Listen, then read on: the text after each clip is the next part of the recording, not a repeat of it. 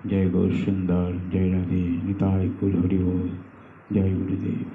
सकल गौर अनुरागी भक्तদের চরণে আমার কোটি কোটি শাশ্বত ধন্যবাদ প্রণাম।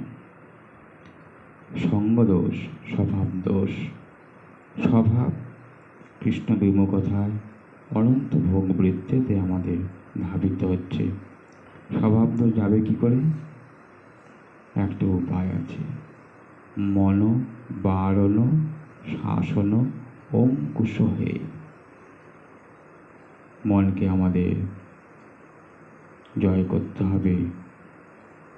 মন জয় না করলে ভজন কোনোদিনই হবে না। মনকে আমাদের জয় করতে হবে।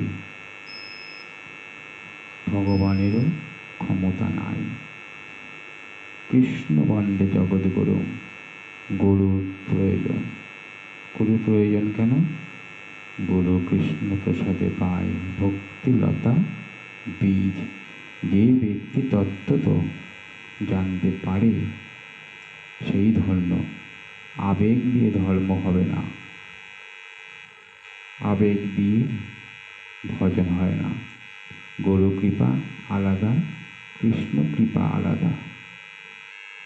জগতে দুর্ভেদ্যের রহস্য তত্ত্ব হলো শ্রী গুরু তত্ত্ব।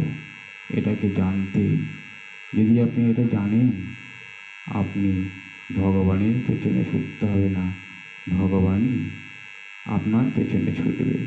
সঠিক তত্ত্ব জানতে হবে। যার ভিতরে প্রেম আছে, প্রেমের লালসায় গোবিন্দ ছোটে। ফুলের ভিতরে যখন মধু সঞ্চিত হয়, মধুকরকে কি আমন্ত্রণ করতে হয়? এই প্রেম ভক্তিটা ভগবানও দিতে পারে না। এটা একমাত্র শ্রী গুরুদেবেরই অধিকার। শ্রী গুরুদেবই দিতে পারেন। জীবের নিস্তার লাগি নন্দ সুত হরি। জগতে প্রকাশ হন গুরুরু ধরি।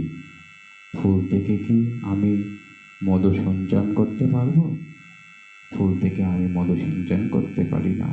মধুকর প্রয়োজন। সেই জন্য অবশ্যই গুরুদেবের প্রয়োজন। শুদ্ধ ভক্তির জন্য, ভজনের জন্য, সঠিকভাবে পথ নিরূপণের জন্য গুরুদেবের প্রয়োজন।